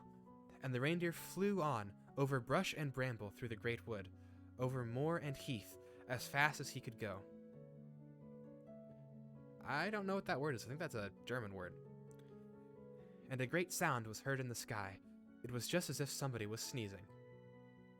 "These are my old northern lights," said the reindeer. "Look how they gleam." And on he now sped, still quicker. Day and night, on he went. The loaves were consumed, and the ham too, and now they were in Lapland. Oof.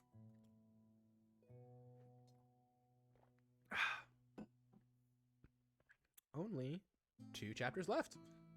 This one is a lot longer than I remember it being. Hoy. But yeah, after we finish the Snow Queen, we shall then read the story that I wrote, and then we'll end there. Yeah. Sixth story: The Lapland Woman and the Finland Woman. Suddenly, they stopped before a little house which looked very miserable. The roof reached to the ground, and the door was so low that the family were obliged to creep upon their stomachs when they were in or out. Nobody was at home except an old Lapland woman, who was dressing fish by the light of an oil lamp, and the reindeer told her the whole of Gerda's history, but first of all his own, for that seemed to him of much greater importance. Gerda was so chilled that she could not speak. "Poor thing," said the Lapland woman, "you have run very far. You have far to run yet still. You have more than 100 miles to go before you get to Finland. There the Snow Queen has her country house, and burns blue lights every evening. I will give you a few words from me, which I will write on a dried haberdine, for paper I have none. This you can take with you to the Finland woman, and she will be able to give you more information than I can."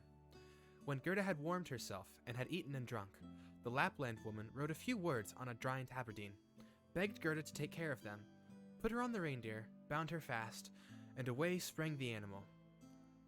Again, a loud noise was heard in the air. The most charming blue lights burned the whole night sky, and at last they came to Finland, after traveling 100 miles. They knocked at the chimney of the Finland woman, for as to a door, she had none. There was such a heat inside that the Finland woman herself went about almost naked. She was diminutive and dirty. She immediately loosened little Gerda's clothes, pulled off her thick gloves and boots, for otherwise the heat would have been too great, and after laying a piece of ice on the reindeer's head, read what was written on the fish skin. She read it 3 times, she knew it by heart, so she put the fish into the cupboard, for it might very well be eaten, and she never threw anything away.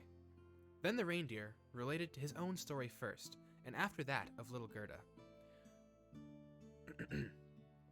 And the Finland woman winked her eyes, but said nothing. "You are so clever," said the reindeer. "You can, I know, twist all the winds of the world together in a knot.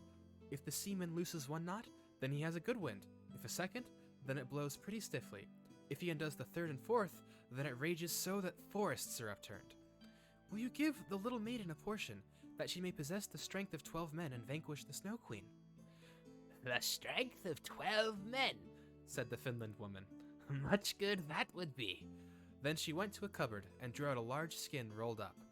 When she had unrolled it, strange characters were to be seen written thereon, and the Finland woman read at such a rate that the perspiration trickled down her forehead. But the reindeer begged so hard for little Gerda, and Gerda looked so imploringly with tearful eyes at the Finland woman, that she winked and drew the reindeer aside into a corner where they whispered together, while the animal got some fresh ice put on his head. Oof.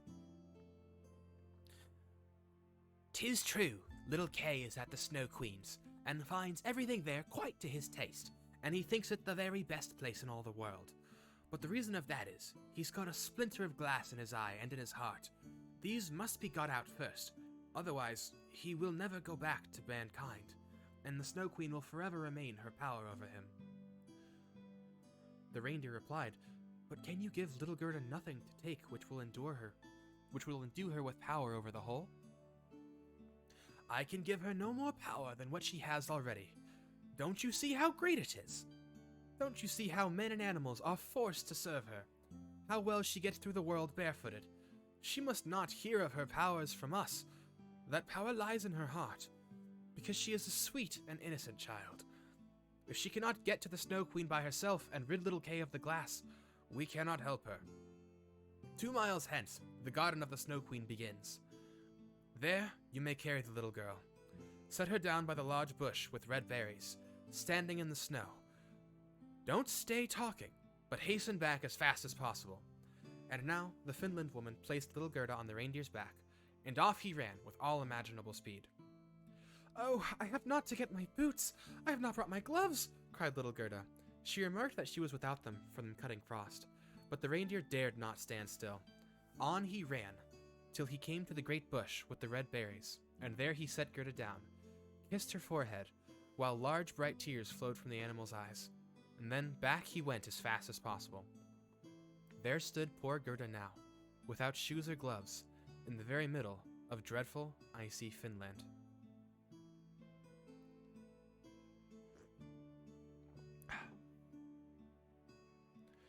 She ran on as fast as she could. There then came a whole regiment of snowflakes, but they did not fall from above, and they were quite bright and shining from the aurora borealis. The flakes ran along the ground, and the nearer they came, the larger they grew. Gerda well remembered how large and strange the snowflakes appeared when she once saw them through a magnifying glass, but now they were large and terrific in another manner. They were all alive. They were the outposts of the Snow Queen. They had made the most wondrous shapes. Some looked like large, ugly porcupines, others like snakes knotted together, with their heads sticking out, and others, again, like small fat bears, with the hair standing on end. All were of dazzling whiteness. All were living snowflakes. Little Gerda repeated the Lord's Prayer. The cold was so intense that she could see her breath, what came like smoke out of her mouth. It grew thicker and took on the form of little angels that grew more and more with each breath. When they touched the earth, they also grew. All had helms on their heads and lances and shields in their hands. They increased in numbers, and when Gerda had finished the Lord's Prayer, she was surrounded by a whole legion. They thrust at the horrid snowflakes with their spears, so that they flew into 1,000 pieces. And little Gerda walked on bravely and in security. The angels patted her hands and feet, and then she felt the cold less, and went on quickly toward the palace of the Snow Queen. But now we shall see how Kay fared. He never thought of Gerda, and least of all that she was standing before the palace. And I believe the final story is upon us. So I am going to take a sip of some more water. I'm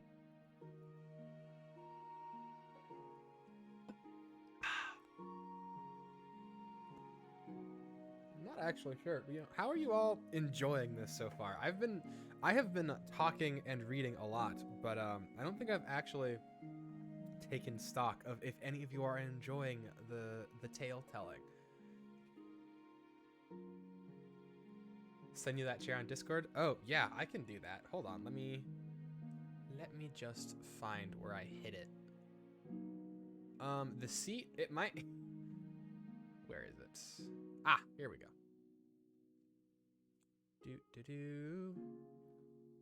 Ah, my arm is so tingly.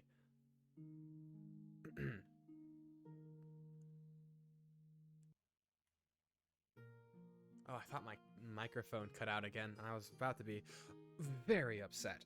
As you know, that's quite the unfortunate occurrence. Boop. All right, there you go. I sent that. That has been sent.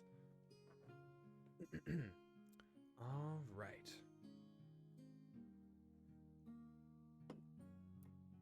Nearly out of water, but we are also nearly out of stories. The 7th story. What took place in the palace of the Snow Queen, and what happened afterward. The walls of the palace were of driving snow, and the windows and doors of cutting winds. There were more than 100 halls there. According as the snow was driven by the winds, the largest was many miles in extent, and all were lighted up by the powerful aurora borealis, and all were so large, so empty, so icy cold, and so resplendent. Mirth never relighted there, and there was never even a little bear ball. Testing. Hold on. I think my voice might be telling me to stop. There we go. I mean, we're this close. I'm not going to stop now. I'm just going to drink more water.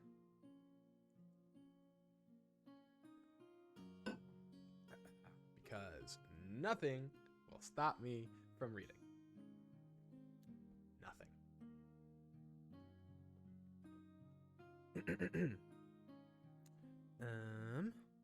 Where was I?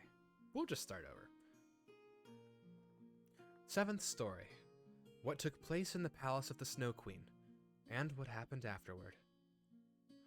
The walls of the palace were of driving snow, and the windows and doors of cutting winds. There were more than 100 halls there, according as the snow was driven by the winds. The largest was many miles in extent. All were lighted up by the powerful aurora borealis, and all were so large, so empty, so icy cold, and so resplendent. Mirth never resigned there, and never reigned. There was never even a little bear ball, with the storm for music, while the polar bears went on their hind legs and showed off their steps. Never a little tea party of white young lady foxes. Vast, cold, and empty were the halls of the Snow Queen. The northern lights shone with such precision that one could tell exactly when they were at their highest or lowest degree of brightness. In the middle of the empty, endless hall of snow was a frozen lake. It was cracked in 1,000 pieces, but each piece was so like the other that it seemed like the work of a cunning artificer. In the middle of this lake sat the Snow Queen when she was at home, and then she said she was sitting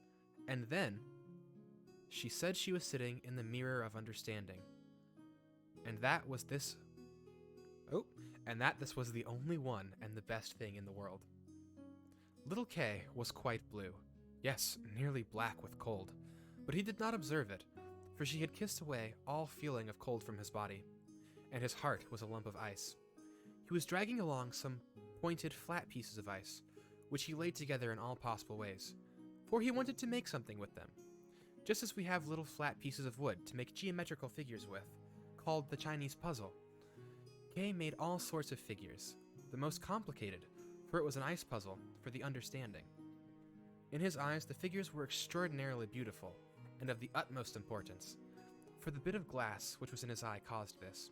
He found whole figures which represented a written word, but he could never manage to represent the word he wanted. That word was eternity, and the Snow Queen had said, "If you can discover that figure, you shall be your own master, and I will make you a present of the whole world and a new pair of skates." But he could not find it out. "I am going now to warm lands," said the Snow Queen. "I must have a look down into the black cauldrons." It was the volcanoes Vesuvius and Etna that she meant. "I will just give them a coating of white, for that is as it ought to be. Besides, it is good for the oranges and the grapes." And then away she flew, and Kay sat quite alone in the empty halls of ice that were miles long, and looked at the blocks of ice, and thought till his skull was almost cracked. There he sat quite benumbed and motionless. One would have imagined he was frozen to death. Suddenly, little Gerda stepped through the great portal into the palace. The gate was formed of cutting winds, but Gerda repeated her evening prayer, and the winds were laid as though they slept, and the little maiden entered the vast, empty, cold halls. There she beheld Kay. She recognized him, flew to embrace him, and cried out, her arms firmly holding him the while. "Kay, sweet little Kay, have I then found you at last?" But as he sat quite still, benumbed and cold, then little Gerda shed burning tears, and they fell on his bosom. They penetrated into his heart. They thawed the lumps of ice, and consumed the splinters of the looking-glass. He looked at her, and she sang the hymn, "The rose in the valley is blooming so sweet, and angels descend, there the children to greet." Hereupon, Kay burst into tears. He wept so much that the splinter rolled out of his eye, and he recognized her, and shouted, "Gerda, sweet little Gerda, where have you been so long? And where have I been?" He looked round him. "How cold it is here," said he. "How empty and how cold." And then, held fast by Gerda, who laughed and wept for joy, it was so beautiful that even the blocks of ice danced about. And when they were tired out and laid themselves down, they formed exactly the letters which the Snow Queen had told him to find out. So now he was his own master, and he would have the whole world and a pair of new skates into the bargain. Gerda kissed his cheeks, and they grew quite blooming. She kissed his eyes, and they shone like her own. She kissed his hands and feet, and he was again well and merry. The Snow Queen might come back as soon as she liked.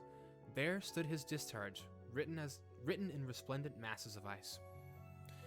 They took each other by the hand and wandered forth out of the large hall. They talked of their old grandmother and the roses upon the roof, and wherever they went the wind ceased raging and the sun burst forth. And when they reached the bush with the red berries, they found the reindeer waiting for them. He had brought another, a young one, with him, whose udder was filled with milk, which he gave to the little ones, and kissed their foreheads. They then carried Kay and Gerda, first to the Finland woman, where they warmed themselves in the warm room, and learned what they were to do on their journey home. And then they went to the Lapland woman, who made some new clothes for them, and repaired their sledges. The reindeer and the young hind leaped along beside them, and accompanied them to the boundary of the country. Here the first vegetation peeped forth. Here Kay and Gerda took leave of the Lapland woman. Farewell, farewell, they said, and the first green buds appeared. The first little birds began to chirp, and out of the wood came, riding on a magnificent horse, which Gerda knew. It was one of the leaders in the golden carriage, a young damsel with a bright red cap on her head and armed with pistols. It was the little robber maiden, who, tired of being at home, had determined to make a journey to the north, and afterwards in another direction, if it did not please her. She recognized Gerda immediately, and Gerda knew her too. It was a joyful meeting. "You are a fine fellow for tramping about," said she to little Kay. "I should like to know, Faith, if you deserve that one should run from one end of the world to the other for your sake." But Gerda patted her cheeks and inquired for the prince and princess. "They are gone abroad," said the little robber maiden. "But the raven?" "Oh, the raven is dead," she answered. "His tame sweetheart is a widow and wears a bit of black worsted around her leg. She laments most piteously, but it's all mere talk and stuff. Now, tell me what you've been doing and how you've managed to catch him." And Gerda and Kay both told their story. "And snip, snip, schnauer baslur," said the robber maiden, as she took the hands of each and promised that if she should someday pass through the town where they lived, she would come and visit them, and then away she rode. Kay and Gerda took each other's hand. It was lovely spring weather, with abundance of flowers and of verdure. The church bells rang, and the children recognized high towers and the large town.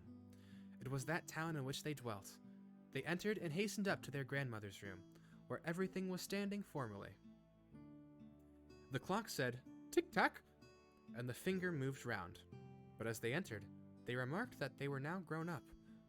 The roses on the leads hung blooming in at the window.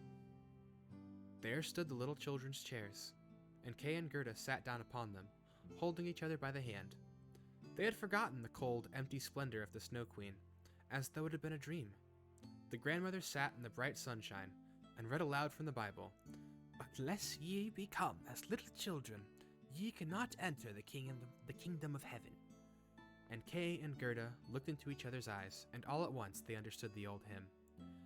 "The rose in the valley is blossoming so sweet, and the angels descend there the children to greet." There sat the two grown-up persons, grown-up and yet children at least in heart, and it was summertime. Glorious summer. The end. Whew, that one is a lot longer than I remember it being. Ooh. I remember being worried that I wouldn't have enough to read for 2 hours, and we are right at the end. So, yep, that's one worry assuaged. Assuaged? I should be using smaller words. That's one worry I do not have anymore. That's a lot of reading. We've only got one left to go. And this is the one that I am the most nervous about.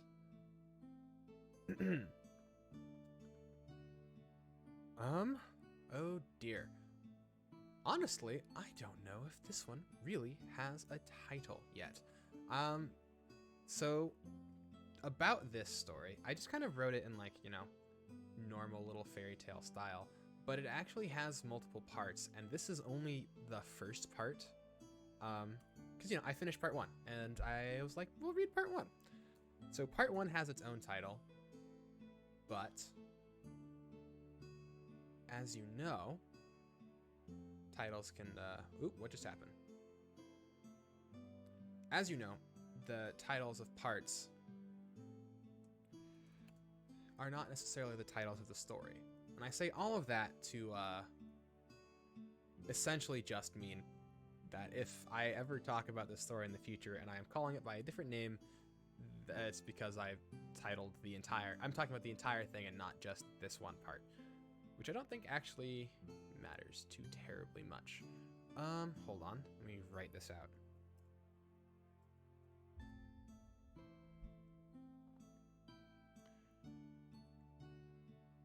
Oh, it's so big. It's so long. Our final tale of the day, and the final thing that we shall do for this stream. A reading of a Chandel original story. I'm very nervous. Titled The Warrior and His Star.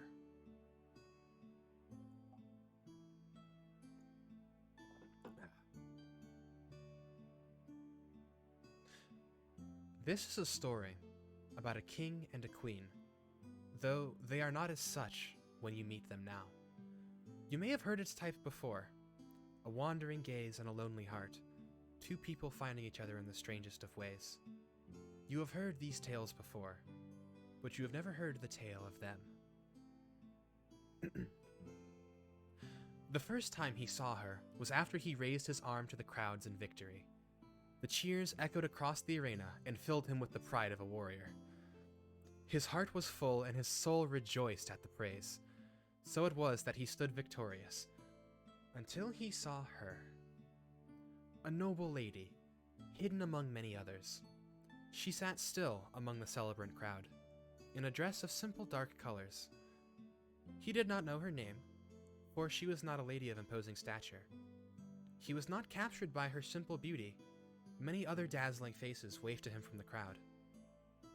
Nor was it the fact that she sat silent as his victory was celebrated, for there were others also who did not join in the celebration of his victory.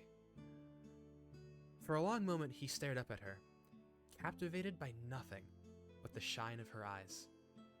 He saw in her at that moment, even from such a distance, eyes sharper than any blade and brighter than any jewel. Eyes so wondrous that he faltered as he met them.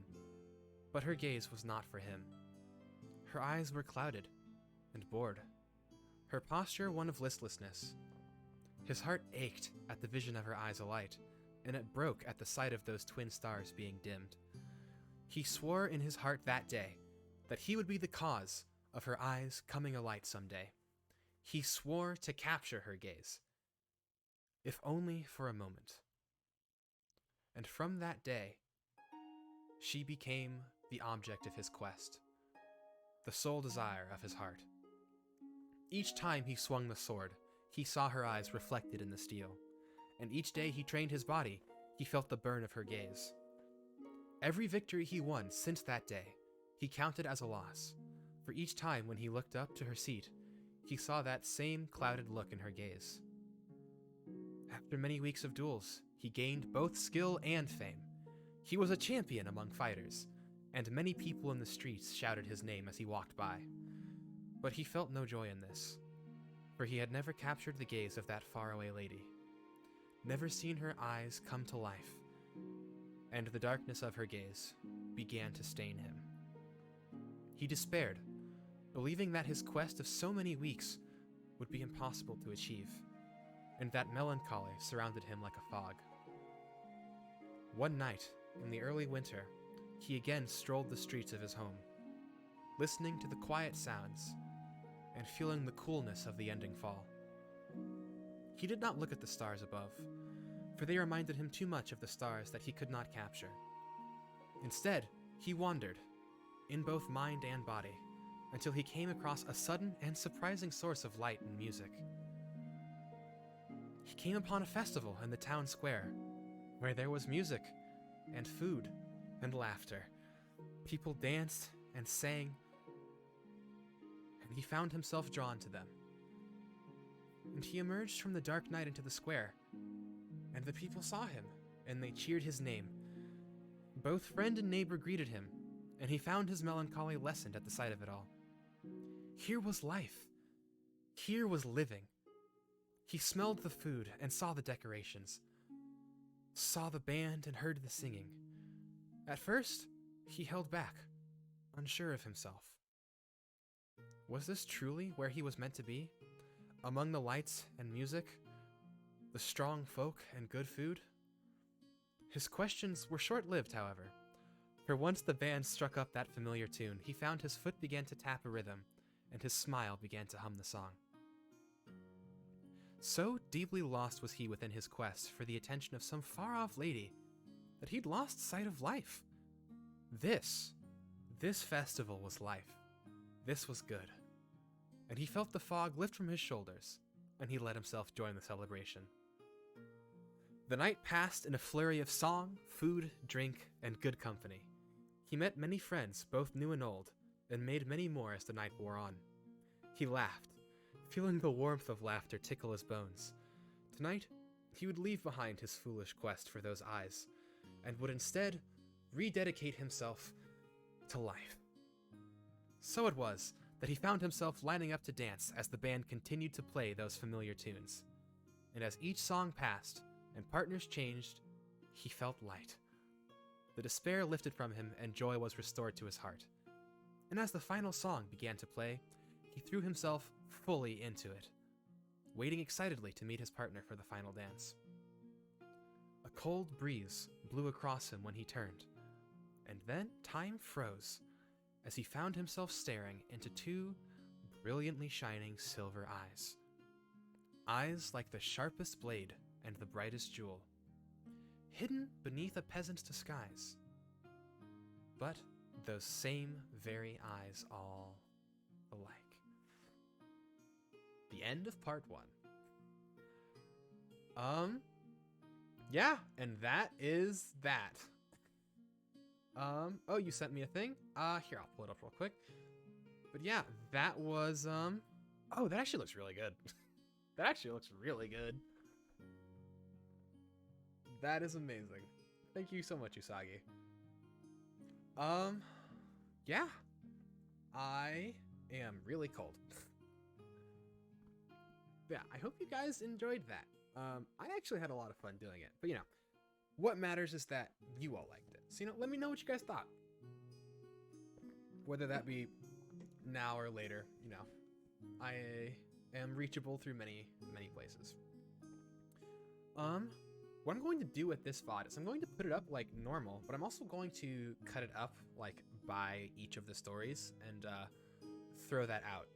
Just so, just so that if anybody ever cares to and wants to listen to any of these stories be read again, you can just listen to the specific one. I'm going to work on that mostly tomorrow. I don't know when I'll be done clipping through it because, time. Time. But,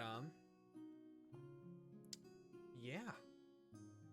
I had fun. I hope you all had fun as well, but I really did enjoy this. So yeah, that will be the end of this stream. I'm going to go eat food, get warm, do homework, and then not sleep, because sleep is for the weak and those without homework to do. But I hope you all have a wonderful rest of your, I guess it is night, isn't it?